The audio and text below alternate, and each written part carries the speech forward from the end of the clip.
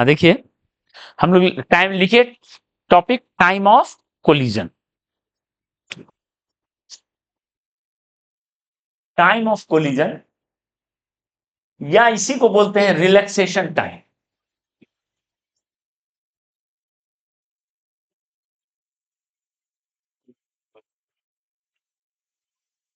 ठीक है, इसी को बोलते हैं रिलैक्सेशन टाइम। ओके, देखिए इसका मतलब हुआ मॉलिक्यूल्स तो रैंडमली मूव कर रहा है, वॉल से टकरा रहा है, दूसरे मॉलिक्यूल से टकरा रहा है, तो दो सक्सेसिव कोलिजन के बीच का एवरेज टाइम इंटरवल कितना है?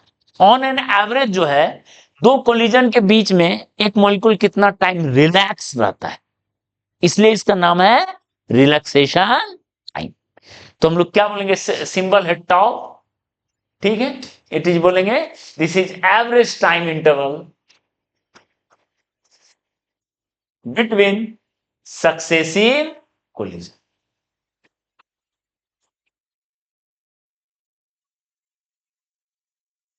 ठीक है, average time interval between successive collision. Okay,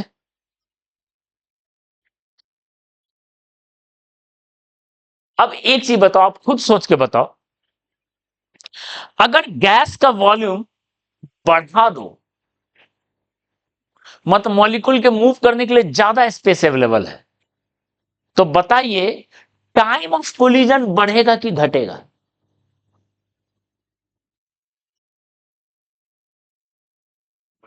बढ़ेगा।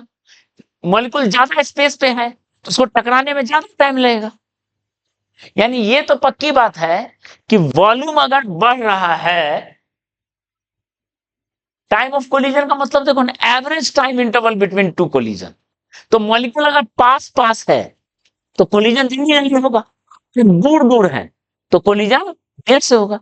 तो वॉल्यूम बढ़ाओगे तो एवरेज टाइम ऑफ कोलिजन बढ़ेगा। ये बात क्लियर है? क्लियर है? अब आते हैं टेम्परेचर पे। अब एक चीज बताओ, अगर टेम्परेचर बढ़ाते हो, आप पढ़े हो, टेम्परेचर बढ़ाते हैं तो मॉलिक्यूल का काइनेटिक एनर्जी बढ़ता है 3/2 kT। तो काइनेटिक एनर्जी बढ़ेगा तो कोलिजन जल्दी जल्दी हो।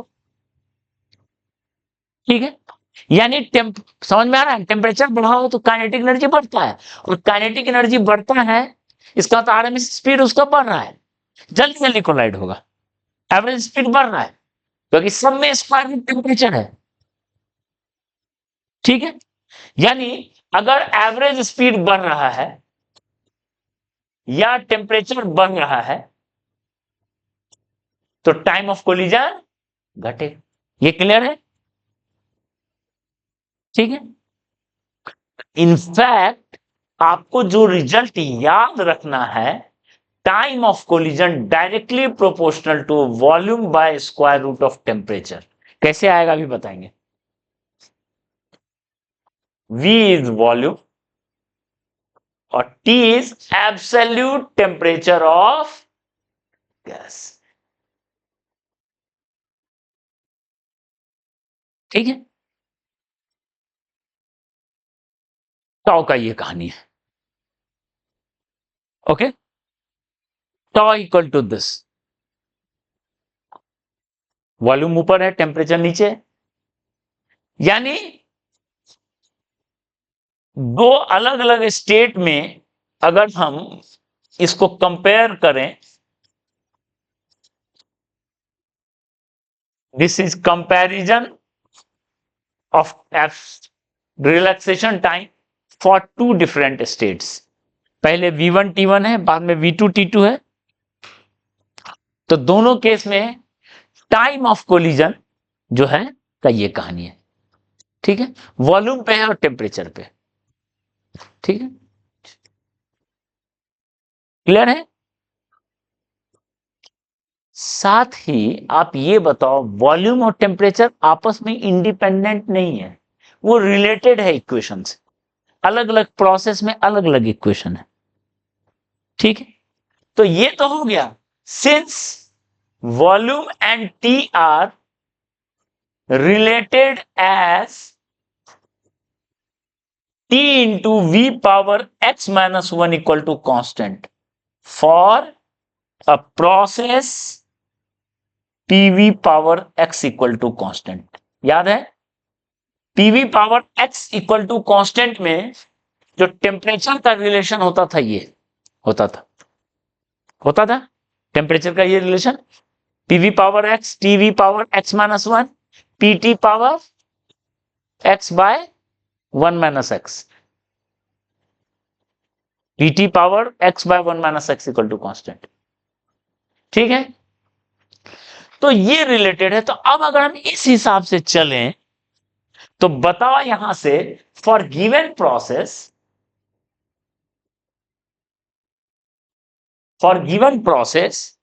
T2 बाय T1 किसके इक्वल हो गया? V1 बाय V2 पावर, या ऐसे कर लो, ये थोड़ा सा एक स्टेप जंप कर गए हम थोड़ा सा, और इस प्रोसेस के लिए क्या होना चाहिए देखिए, T1 into V1 power x minus 1 equal to T2 into V2 power x minus 1, यानी T1 bye T2 bye T1 किसके इक्वल होगा? V1 by V2 power x minus 1 होगा क्या उस प्रोसेस के लिए? T1 bye T2, T2 bye T1, या T2 bye T1 का रूट किसके इक्वल होगा? V1 by V2 power x minus 1 by होगा। अगर इसको पुट कर दें, putting above value, we get tau1 by tau2. This is ratio of average time of collision in that process। ठीक है, तो क्या हो गया? V1 by V2 into V1 by V2 power x minus 1, और ये रिजल्ट याद रखना ही मुनासिब है क्योंकि 3-4 बार डायरेक्ट आया है, और इसको ऐड करेंगे तो आएगा V1 बाय V2, 2 उधर गया तो यानी ये हो गया power x plus 1 bye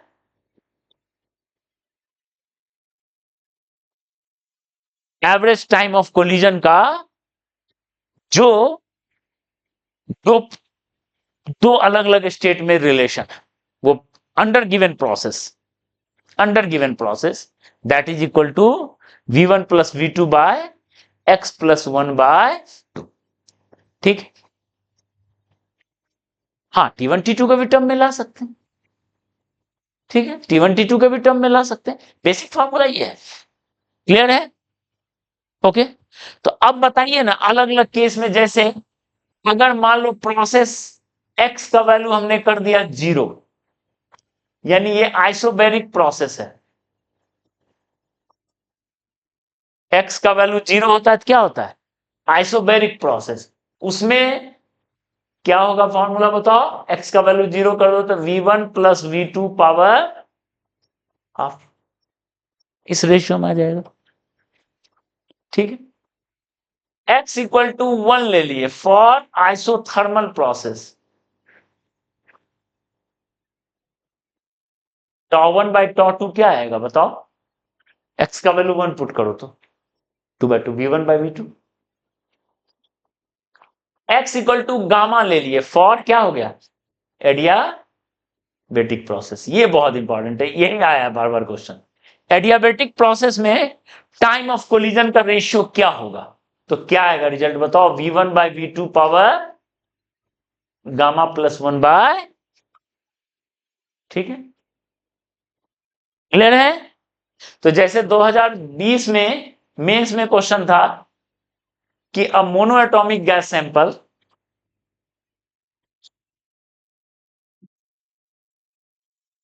undergoes adiabatic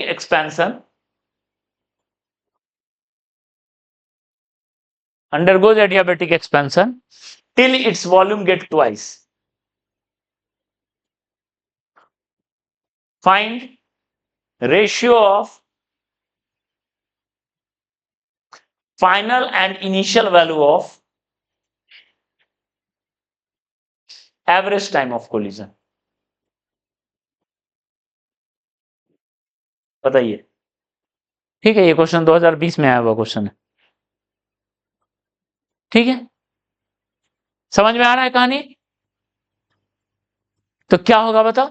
सीधा सीधा यहां है, आपको कुछ नहीं करना है, सीधे क्या होगा आंसर? आपको पूछा गया किस प्रोसेस में?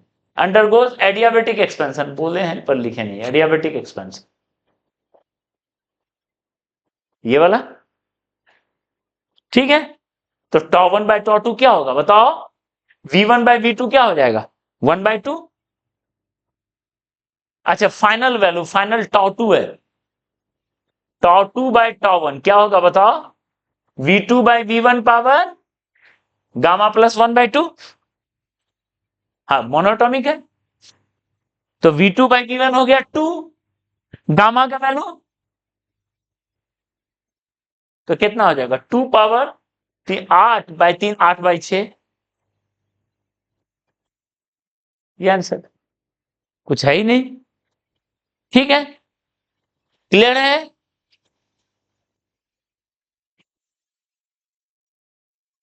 ओके, तो ये था पूरा कहानी, टॉ इसके प्रोपोर्शन है।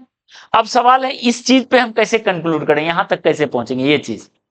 ठीक है, इस रिजल्ट का डेरिवेशन, ये रिजल्ट कहां से आया उसी पे तो सारा कहानी है। तो ये रिजल्ट कहां से आया ध्यान दो, बस खत्म हो जाएगा ये चीज। ध्यान दो, ये रिजल्ट कहां से आया, इसको देख लीजिए। ये तो हम एक जज किए कि वॉल्यूम बढ़ने पे ऑब्वियस है टाइम ऑफ कोलिजन बढ़ जाएगा, टेम्परेचर बढ़ने पर टाइम ऑफ कोलिजन घट जाएगा।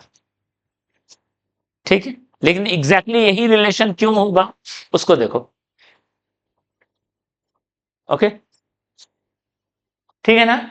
इधर ध्यान दो, इधर ध्यान दो, बस खत्म हो गया।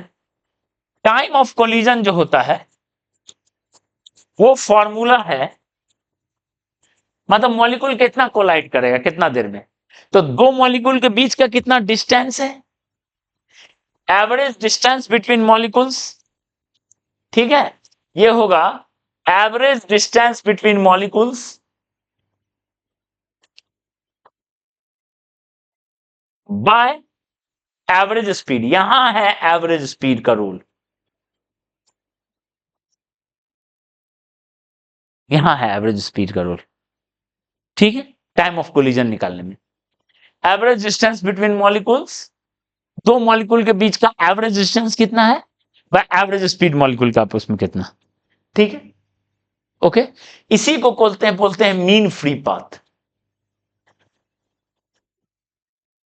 Bye average speed. सिंबल लिया जाए तो lambda by V average.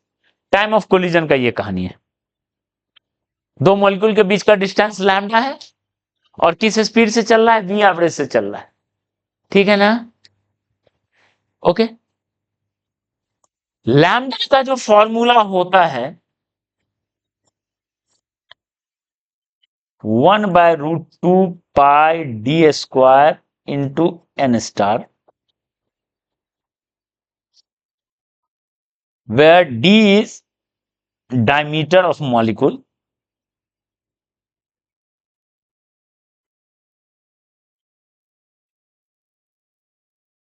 n star is number of molecules per unit volume।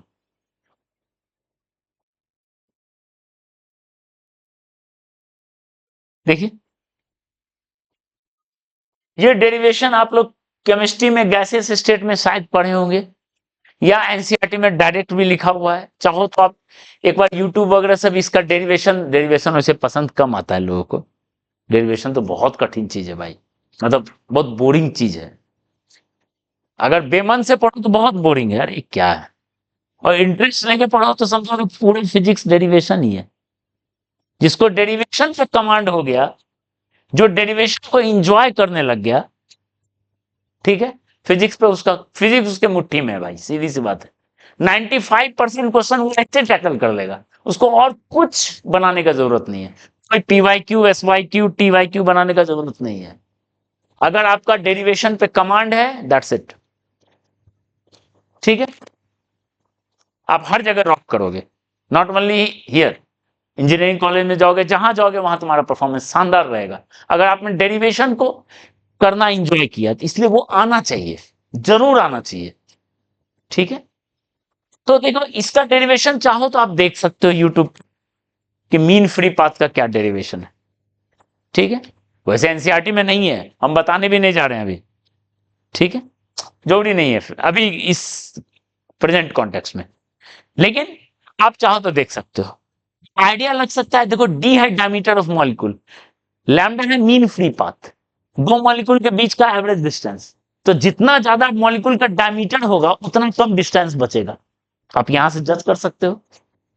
ठीक है, और एन स्टार है number of molecules per unit volume. Per unit volume जितना ज्यादा मॉलिक्यूल रहेगा उतना कम स्पेस बचेगा।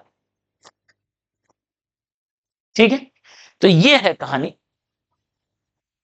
Okay, number of molecule per unit volume का कितना मतलब, एन हुआ मोल्स, ए नॉट हुआ एवोगाड्रो नंबर और वी हुआ वॉल्यूम। ये हो गया। ठीक है, एन स्टार का वैल्यू। ओके, और एवरेज स्पीड का क्या फॉर्मूला है, √8/π RT/m। तो ये सब वैल्यू उठा के पुट करो लैम्डा का और वी एवरेज का, तो आप कहानी देखो ना, खुद जज हो जाएगा आपका। ध्यान दो, खुद जज कर सकते हो कहानी का। ये एन स्टार में वी तो नीचे रहा होगा, वॉल्यूम तो वो चला जाएगा ऊपर, और एवरेज स्पीड से डिवाइड किए तो √T क्या हो जाएगा, नीचे, √T नीचे हो जाएगा। यानी टाइम ऑफ कोलिजन जो होगा प्रोपोर्शनल टू क्या आएगा, volume by square root of. ये कहानी है। ठीक है, क्लियर है। ओके, चलिए अब लिखिए zeroth law and second law of thermodynamics.